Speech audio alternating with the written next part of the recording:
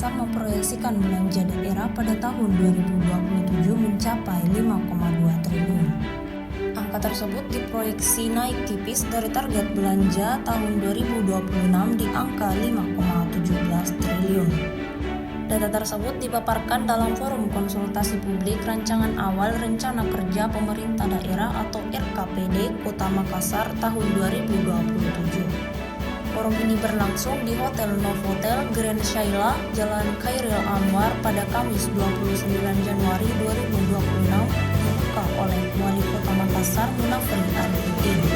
Forum ini dihadiri seluruh perangkat daerah lingkup Pemkop Makassar termasuk Ketua DPRD Supratman, Sekretaris Daerah Andi Zulkifli Nanda dan Ketua TP PKK Melinda Aksa.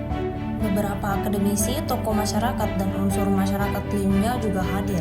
Kepala Badan Pengelolaan Keuangan dan Aset Daerah atau BPKAD Makassar, M. Dahlan menyampaikan struktur belanja daerah terdiri beberapa komponen. Download Tribun X sekarang, menghadirkan lokal menjadi Indonesia.